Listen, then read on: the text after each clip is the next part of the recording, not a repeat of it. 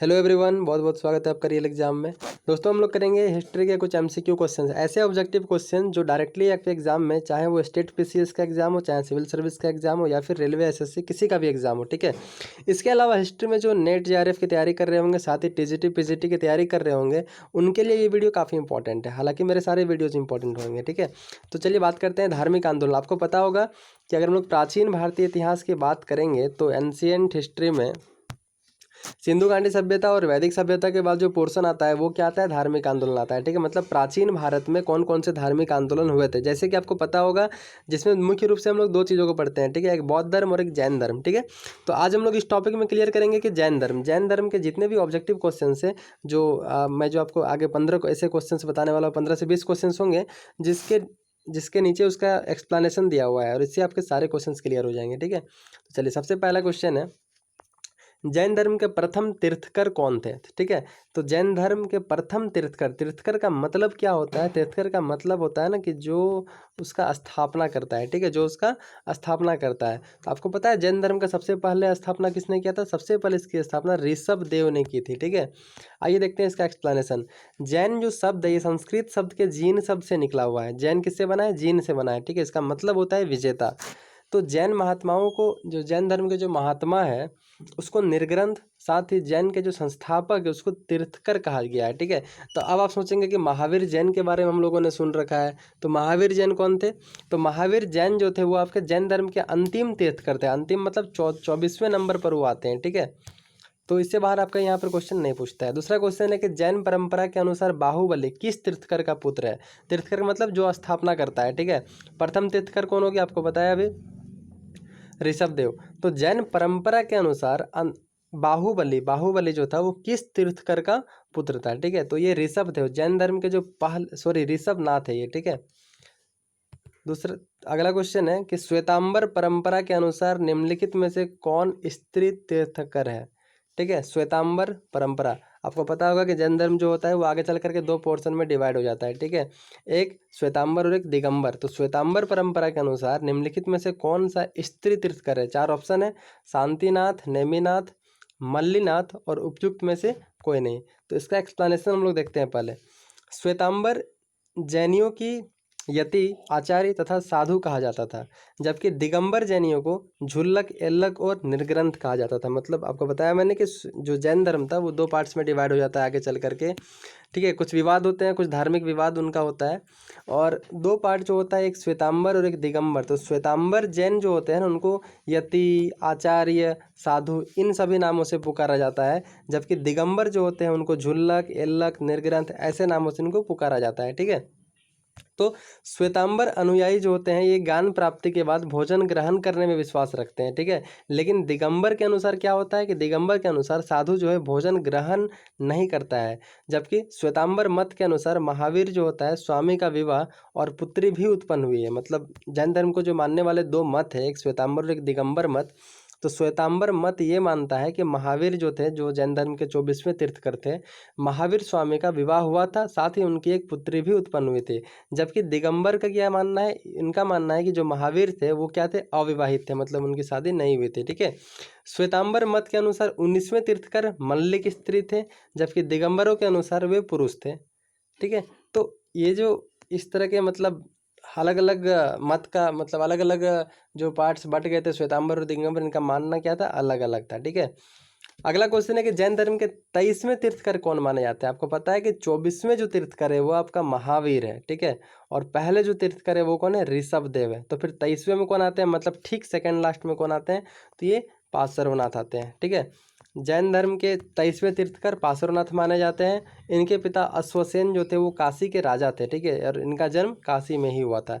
अगर अन्य की बात करेंगे, जो पार्श्वनाथ ने अपने अनुयायियों को मतलब फॉलोवर्स को चातुर्याम शिक्षा का पालन करने के लिए कहा था। चातुर्याम चार कौन कौन से शिक्षा थे? तो सत्य, अहिंसा, अस्तेय और अपरिग्रह। आगे बढ़ते हैं।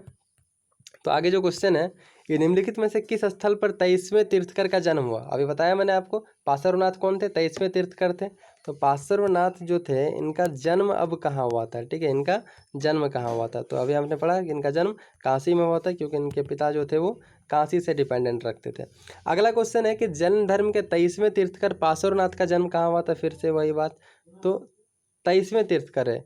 और ये कुछ एक्सप्लेनेशन यहाँ पे नहीं दिया हुआ है, लेकिन कहीं पे 23वें का तीर्थकर काशी दिया है, कहीं वाराणसी दिया है। ठीक है, तो इसको आप थोड़ा देख लीजिएगा। निम्नलिखित में से कौन पार्श्वनाथ द्वारा उपदिष्ट चतुर्याम में सम्मिलित है? उनका जो 4 था ना, उन चारों में से कौन सा इनमें से एक सम्मिलित है? ब्रह्मचर्य, अस्तेय, अहिंसा, सत्य नहीं था, सॉरी, अहिंसा तो था, सत्य भी था, अस्तेय भी था, लेकिन ब्रह्मचर्य नहीं था। ठीक है, पीछे मैंने आपको बताया हुआ है, आप देख लीजिए। तीर्थकर महावीर का जन्म कहाँ हुआ था? महावीर कौन थे? तो महावीर थे ये आपका जैन धर्म के 24वें तीर्थकर थे, जो अंतिम तीर्थकर के रूप में माने जाते हैं।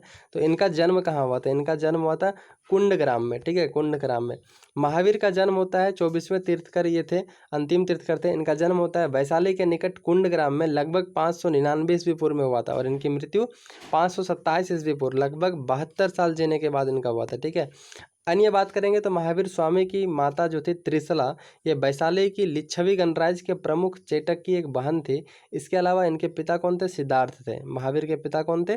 सिद्धार्थ थे, जो क्षत्रिय संघ के प्रधान थे। ठीक है, आगे इंपॉर्टेंट क्वेश्चन है, महावीर का जन्मस्थली। अभी हम लोगों ने पढ़ा महावीर का जन्मस्थली कहाँ था? वैशाली के निकट कुंडग्राम में था।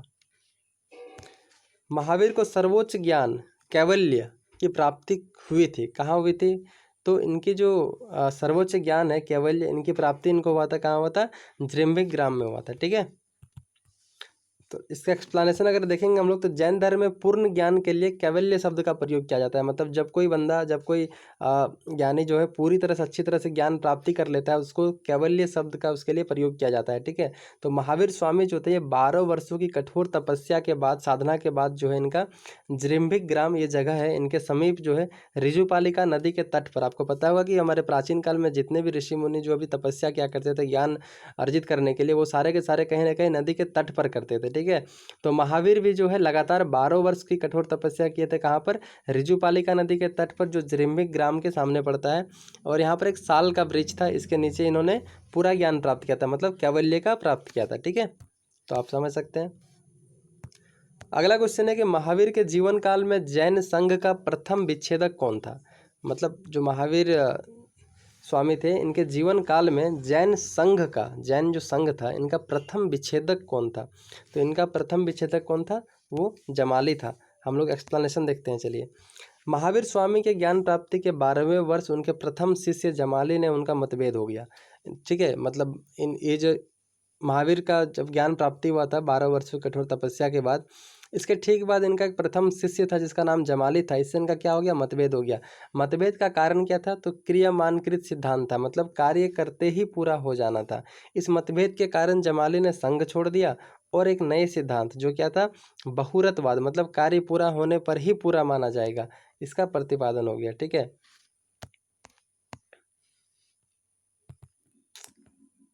महावीर की माता का नाम क्या था? तो महावीर के माता का नाम त्रिशला था। जो कौन थी? मैंने आपको बताया था, लिच्छवी कुल की। इनकी माता का नाम त्रिशला था।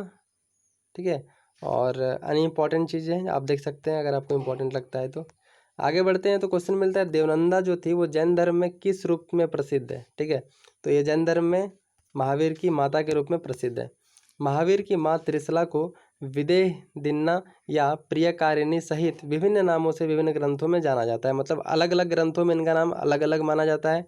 कल्पसूत्र और अन्य ग्रंथों में निहित एक पौराणिक कथा के अनुसार इनका असली माँ देवनंदा कौन थी? एक ब्राह्मण महिला थी। ठीक है, तो अलग अलग ग्रंथों में जो है अलग अलग चीज़ें बताई गई है।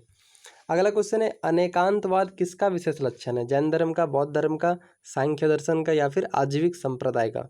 तो अनेकांतवाद, अनेकांतवाद जो ये विशेष विशेष लक्षण है, ये आपका जैन धर्म का है। महावीर स्वामी ने वेदों की अपौरुषेयता स्वीकार करने से इनकार कर दिया और धार्मिक सामाजिक रूढ़ियों एवं पाखंडों का विरोध किया था। इन्होंने जो, मतलब जो रूढ़ियाँ चलती आ रही थी हमारे धर्म पर, पहले से आच्छादित थी, इन्होंने उनका विरोध किया। उन्होंने आत्मवादियों तथा नास्तिकों के एकांतिक मतों को छोड़कर बीच का मार्ग अपनाया, जिसे अनेकांतवाद या रहस्यवाद कहा जाता है। ठीक है, महावीर की शिक्षा का विशेष नाम क्या है? तो महावीर की शिक्षा का विशेष नाम है पंच महाव्रत। ये पंच महाव्रत क्या था? ये पंच महाव्रत था अहिंसा, सत्य, अस्तेय, अपरिग्रह और ब्रह्मचर्य। ठीक है, और पार्श्वनाथ के पास क्या था? पार्श्वनाथ के पास प्रथम 4 चीज़ें थी, उनके पास ब्रह्मचर्य नहीं था। तो इससे क्वेश्चन कई बार पूछा गया है, आप इसको याद रखेंगे। अगला क्वेश्चन है कि महावीर ने निम्नलिखित में से कौन सा व्रत को जोड़ा था। तो कौन सा व्रत जोड़ा था, आपने भी देखा ब्रह्मचर्य को। बाकी अहिंसा, सत्य, अपरिग्रह, तो ये 23वें जो तीर्थकर थे पार्श्वनाथ, उनके पास ऑलरेडी था, लेकिन महावीर आते हैं तो वो ब्रह्मचर्य को जोड़ करके 5 कर देते हैं। ठीक है। जैन धर्म के सिद्धांतों के अनुकूल कौन नहीं है। अहिंसा पर अत्यधिक बल, जनभाषा में प्रचार, काया कलेश से शरीर का अंत, ईश्वर द्वारा कैवल्य प्राप्ति, मतलब कैवल्य मतलब पूरा ज्ञान का प्राप्त होना। तो जैन धर्म के सिद्धांतों के अनुकूल कौन नहीं है, मतलब बाकी सब 3 गुण कोई होगा, एक नहीं होगा। तो ये जो ऑप्शन 4 है ना, ईश्वर द्वारा कैवल्य प्राप्ति, मतलब ईश्वर के द्वारा पूरी ज्ञान की प्राप्ति, ये जैन धर्म के मतलब सिद्धांतों में नहीं है। अगर हम लोग एक्सप्लेनेशन को देखेंगे तो जैन धर्म अहिंसा पर अत्यधिक बल देता है, साथ ही इसमें काया कलेश से शरीर का अंत करने पर भी जोर दिया गया है। इस धर्म में प्रचार जन भाषा में किया गया था। इस सिद्धांत में ईश्वर द्वारा कैवल्य की प्राप्ति का सिद्धांत कहीं पर भी नहीं पाया जाता है। ठीक है। जैन धर्म के किस तीर्थकर ने सर्वथा वस्त्र त्याग करने का आदेश दिया था, मतलब सर्वथा वस्त्र त्याग करने का आदेश जो है वो कौन से तीर्थकर ने दिया था। ऋषभदेव कौन थे, जैन धर्म के पहले तीर्थकर थे, या फिर महावीर, या फिर अजीतनाथ, या फिर नेमिनाथ। तो अगर बात करें कि वस्त्र त्याग करने का आदेश जो है ये जैन धर्म में ही होता है, बौद्ध धर्म में नहीं। तो जैन धर्म में कौन देता है, तो ये महावीर देते हैं। ठीक है। कौन देते हैं, महावीर देते हैं, जो जैन धर्म का अंतिम तीर्थ करते हैं। जैन धर्म को वास्तविक स्वरूप देने का श्रेय महावीर स्वामी को जाता है, जो अंतिम तीर्थ करे, और इनको जो वास्तविक संस्थापक भी हम लोग मान सकते हैं। जो जैन धर्म के अंतिम तीर्थ करते, इन्होंने अपने अनुयायियों को सर्वथा वस्त्र त्याग करने का उपदेश दिया था। ठीक है। और जैन धर्म में कुल टोटल 24 तीर्थकर हुए थे, और समय समय पर इन्होंने अपना जैन धर्म का प्रचार प्रसार बड़े क्षेत्र पर किया। ये तीर्थकर जो है 24 यहाँ पे लिखे हुए हैं। आप कम से कम इसमें पहला याद रखेंगे जो ऋषभदेव है, 23वें नंबर पर पार्श्वनाथ आते हैं, और 24वें नंबर पर महावीर स्वामी आते हैं। ठीक है। ये थोड़ा सा इंपॉर्टेंट है इतना। कौन सा धर्म त्रिरत्न में विश्वास करता है। तो हम लोग पढ़ रहे हैं जैन धर्म, तो आंसर क्या होगा, ऑब्वियसली जैन धर्म होगा। अगर एक्सप्लेनेशन देखेंगे तो आप देख सकते हैं, मैं स्क्रीन पे इसको रोक दे रहा हूँ।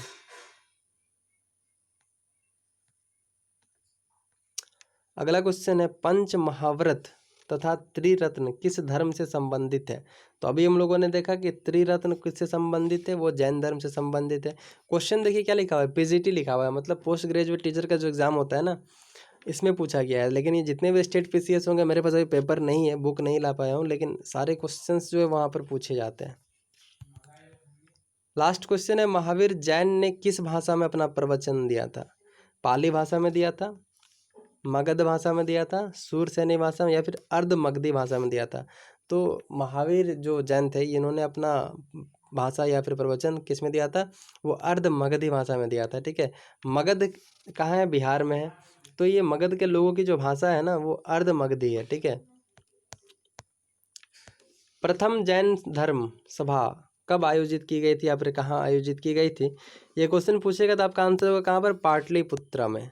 आपको पता है चंद्रगुप्त मौर्य के शासनकाल में पाटलिपुत्र में प्रथम जैन सम्मेलन आयोजित किया गया था। चंद्रगुप्त मौर्य जो मौर्य साम्राज्य के संस्थापक थे।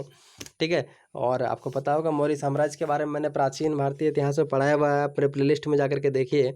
चंद्रगुप्त मौर्य जिन्होंने मौर्य वंश की स्थापना की, मौर्य साम्राज्य पूरे भारत में, सिर्फ भारत ही नहीं बल्कि अफगानिस्तान, पाकिस्तान, नेपाल, इन सारे क्षेत्रों को जो है अपने कब्जे पर करने वाला पहला ऐसा वंश था। मतलब आप कह सकते हैं कि पहला कोई ऐसा राजवंश आया था जिन्होंने संपूर्ण भारत पर जो है अपना, दक्षिण भारत के थोड़े सुदूर क्षेत्र को छोड़ करके अपना शासन स्थापित किया था। ठीक है। तो हम लोग बात कर रहे हैं कि जैन धर्म का जो है पहला सम्मेलन वो पाटलिपुत्र में आयोजन किया गया था, और जिसमें श्वेतांबर आगम का संपादन किया गया था। चूँकि प्राचीन जैन शास्त्र नष्ट हो गए थे, और उन्हें एकत्र करने के लिए चतुर्थ शताब्दी ईसा पूर्व में इस प्रथम जैन सभा का आयोजन किया गया था। ठीक है।